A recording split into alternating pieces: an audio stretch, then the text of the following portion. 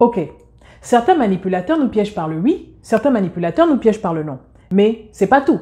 Est-ce que vous saviez que parfois, l'objectif du manipulateur, c'est de tout faire pour vous empêcher de répondre? Imaginez que vous vous promenez dans un centre commercial et vous êtes abordé par un jeune homme qui tient dans sa main des sacs promotionnels. Il vous demande si vous avez du temps à lui accorder pour qu'il vous parle de sa compagnie. C'est une jeune entreprise, un business panafricain.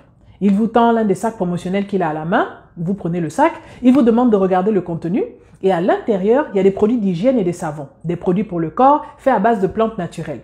Il vous explique qu'ils essayent de faire connaître leur marque et leurs produits. Et les articles que vous tenez dans la main sont normalement en vente à 80 $. Mais par contre, il rajoute, si vous achetez ça aujourd'hui, je peux vous le faire à moitié prix, une réduction de 50%. Comme ça, ça nous permet de faire la promotion du site et vous ne payez que 40 $. C'est de très bons produits et vous faites de grosses économies. Est-ce que vous avez flairé la combine? Je viens de vous raconter une histoire qui m'est arrivée il y a quelques semaines. Ce jeune homme était en train d'utiliser une stratégie de manipulation qu'on appelle la technique du c'est pas tout. Et pour cette technique, la personne qui tente de nous persuader fait une offre initiale à un prix élevé et avant qu'on ait eu le temps de réfléchir et de dire oui ou non, la personne nous rajoute un c'est pas tout. Bon, non, elle ne dit pas c'est pas tout en tant que tel, mais elle améliore sa proposition en nous faisant un cadeau. Soit elle nous fait une réduction ou elle ajoute un autre produit en bonus. Et bien sûr, la personne avait fixé son prix depuis le départ. Par exemple, le jeune vendeur qui m'a approché dans le centre commercial voulait vendre ses produits à 40 $ depuis le début. Mais il savait que les gens ont plus tendance à acheter lorsqu'une transaction semble s'être améliorée que lorsque la même offre est proposée depuis le départ. Ça semble étrange, n'est-ce pas? Si le prix c'est 40 $, quelle est la différence entre le fait de me le dire directement et le fait de me dire c'est 80 $, mais je vous fais une réduction exceptionnelle et je vous les donne à moitié prix? Parce que dans tous les cas, le client paye toujours 40 $. Pourquoi est-ce que la manière dont l'offre est présentée fait la différence? La première étude sur ce phénomène a été menée en 1986 par le chercheur américain Jerry Burger et ses collègues. Ils ont mis en place un stand sur leur campus universitaire avec des complices qu'ils ont chargés de vendre des gâteaux. Et il y avait une pancarte qui annonçait « vente de gâteaux », mais il n'y avait pas de prix. Donc les gens devaient s'approcher de la table et demander. Les gâteaux coûtaient 75 centimes. Et à certains clients, on a clairement dit que les gâteaux coûtaient 75 centimes chacun. Sur d'autres, on a testé la technique du c'est pas tout, en leur disant « En fait, c'est 1 $, mais vous savez quoi, on vous les laisse pour 75 centimes. » Et encore une fois, le prix de vente est exactement le même dans les deux cas, 75 centimes. Mais lorsqu'on leur disait directement c'est 75 centimes, 4 clients sur 10 ont décidé d'acheter. Lorsqu'on les manipulait en leur disant d'abord que c'était 1 $, mais qu'on leur faisait une réduction et qu'ils pouvaient les avoir à 75 centimes, 7 personnes sur 10 ont acheté. Ils ont fait une autre version de l'étude et cette fois-ci, ils ont décidé de vendre un gâteau et 2 cookies à 75 centimes.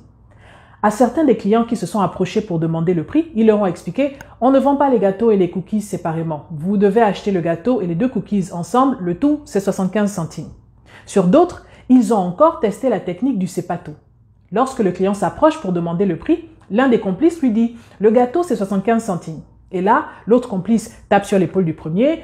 Le complice dit « Excusez-moi, donnez-moi juste quelques secondes. » Ils vont faire semblant de parler quelques secondes. Et ensuite, le premier complice revient vers le client en lui disant « Vous savez quoi? Ça vient avec 2 cookies. En fait, pour chaque gâteau acheté, on vous offre 2 cookies. » Et ils ont eu les mêmes résultats que la première version. Lorsqu'on donnait directement le prix du gâteau avec les 2 cookies, 4 personnes sur 10 ont acheté. Lorsqu'on disait le prix du gâteau c'est 75 centimes et ça vient avec 2 cookies offerts, 7 personnes sur 10 ont acheté.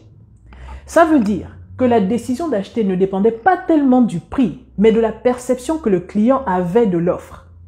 Les clients avaient plus tendance à acheter lorsqu'ils pensaient qu'on leur faisait une offre spéciale, une réduction, une promo, sinon en temps normal, plusieurs d'entre eux n'auraient pas acheté. Mais pourquoi ça marche? Il y a 3 explications et vous connaissez déjà les 2 premières si vous savez comment fonctionnent d'autres techniques de manipulation comme celle de la porte-au-nez. Parce que les 2 techniques sont similaires. On commence par faire une offre qui est très grande pour ensuite diminuer. Sauf que pour la stratégie de la porte-au-nez, la personne s'attend à ce qu'on dise non à la première requête. Alors que ceux qui utilisent la technique du c'est pas tout ne nous laissent pas le temps de répondre. La première raison pour laquelle la stratégie du c'est pas tout fonctionne, c'est l'effet de contraste, la tendance de l'être humain à tout comparer. On compare constamment les gens et les choses autour de nous.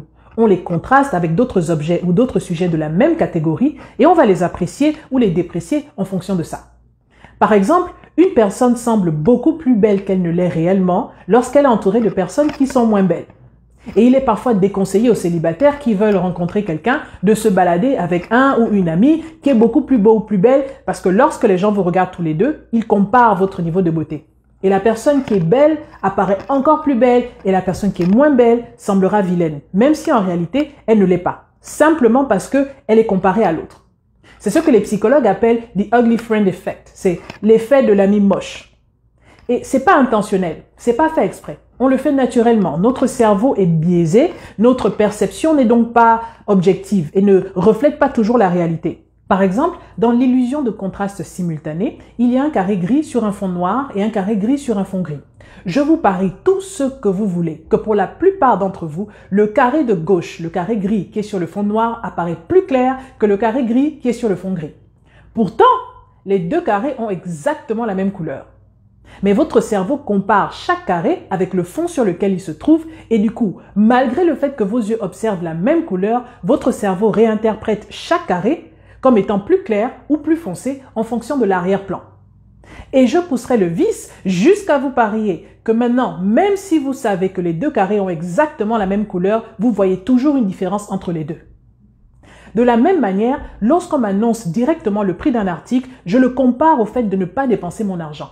Par contre, quand on me fait une offre et qu'on diminue le prix, je compare le nouveau prix avec l'ancien. Et je me dis, c'est un bon deal, c'est des économies. C'était 80, maintenant c'est 40. J'économise 40. Ou quand on rajoute un cadeau ou un bonus, je me dis, c'est une très bonne opportunité. Au lieu d'avoir un seul article, j'ai non seulement l'article et j'ai du bonus avec. Et c'est pour ça que dans les magasins, quand ils font des réductions, ils font exprès de nous donner le prix d'origine et ensuite le nouveau prix. C'était 1000 $, mais maintenant c'est 820 $. Pour que vous puissiez contraster et voir les 820 comme un avantage, comme un bénéfice. Je vois l'économie de 180 $ que je fais et j'oublie qu'au départ, ça reste une dépense de 820 $. La deuxième explication, c'est la bonne vieille norme de réciprocité. Lorsque quelqu'un fait un geste envers moi, bon ou mauvais, je ressens l'obligation de réciproquer. Je me sens obligé de lui rendre l'appareil. Peu importe si je connais la personne ou pas, si je l'aime ou pas. Tu as fait preuve de gentillesse envers moi, je me dois d'être gentil en retour. Mais si tu me fais du mal, je vais te rendre l'appareil et me venger. Et c'est sur cette norme, en partie, que certains politiciens africains comptent pendant leur campagne. Demandez-vous pourquoi certains viennent tout d'un coup distribuer des dons dans les villages et dans les communautés. L'une des raisons, c'est qu'ils veulent faire croire au peuple qu'ils se soucient de leurs besoins et que s'ils sont élus, ils prendront soin de la communauté. Mais aussi, ils espèrent que ceux qui accepteront les dons vont se sentir redevables et les soutiendront ou voteront pour eux. Du coup, la norme de réciprocité s'applique automatiquement quand le vendeur diminue le prix ou rajoute un bonus. Je le perçois comme une concession de sa part, comme une faveur personnelle, comme un geste généreux. Et je me dis, ah, c'est gentil, il a quand même changé d'avis et fait un geste pour m'aider. Je devrais aussi faire un geste positif en retour et acheter le produit. Mais le vendeur me trompe en me faisant croire que ce sont des concessions réciproques alors que lui, il ne sacrifie rien. Et la dernière explication, c'est ce que les psychologues appellent le cadrage hédonique. L'hédonisme, c'est la poursuite du plaisir et du bonheur. L'être humain recherche la satisfaction et vit sa vie de manière à avoir le maximum de joie, de plaisir ou de bonheur possible et le minimum de douleur ou de malheur. Du coup, on a tendance à préférer les informations qui sont formulées de manière positive pour nous. Même dans les situations négatives, on cherche le positif et on aime accumuler les bonnes nouvelles ou les informations qui nous font plaisir. Et on évite les mauvaises parce que les émotions négatives sont plus fortes que les émotions positives. Les psychologues estiment qu'il faut 5 commentaires positifs pour atténuer l'effet d'une seule critique. Donc, une insulte nous touche 5 fois plus fort qu'un compliment. Pour démontrer le cadrage hédonique, une étude en psychologie a demandé à des participants, imaginez que vous avez investi de l'argent, on va dire 200 000 francs CFA, et que vous avez perdu une partie de votre investissement. Est-ce que vous préférez qu'on vous l'annonce en disant vous avez perdu 150 000 francs CFA au total, ou vous préférez qu'on vous dise vous avez perdu 200 000 francs CFA et ensuite vous avez gagné 50 000 francs CFA? Le résultat est le même, mais la majorité des gens ont préféré la deuxième option. Pourquoi? Parce que le phrasé laisse entendre qu'il y a quand même eu un gain quelque part, qu'il y a quand même eu un positif. Et la technique du c'est pas tout utilise ce principe. Lorsqu'on m'annonce le prix directement, je ne vois que l'argent qui sort de mon porte-monnaie. Et il n'y a pas beaucoup d'avantages pour moi, mis à part le fait que j'achète le produit. Mais lorsque le vendeur utilise le c'est pas tout, je vois plusieurs bénéfices. Je me dis oui, c'est vrai que je dépense mon argent pour acheter mon produit, mais 1, j'achète le produit, donc c'est satisfaisant en soi. 2, c'est moins cher, donc c'est encore mieux. Normalement, ça m'aurait coûté plus cher. Ou alors, ça vient avec des articles gratuits. Alors que entre-temps, Ailleurs, ou en temps normal, je n'aurais eu que le produit, et là, j'ai droit au produit plus un bonus. Et donc, je crois à tort que j'ai fait un bon profit, alors qu'en fait, le vendeur a créé de faux avantages. Donc, c'est quoi la leçon? Notre perception des choses autour de nous n'est pas toujours le reflet de la réalité. On compare et on contraste tout, et ça affecte notre discernement. Et aussi, on aime maximiser ce qui est positif. Plus il y a du bon, plus ça nous plaît.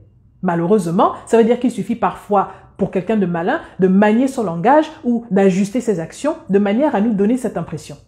C'est toute la différence entre quelqu'un qui vous dit qu'il y a 20% de matière grasse dans cet aliment et l'autre qui vous dit il y a moins 80% de matière grasse dans cet aliment.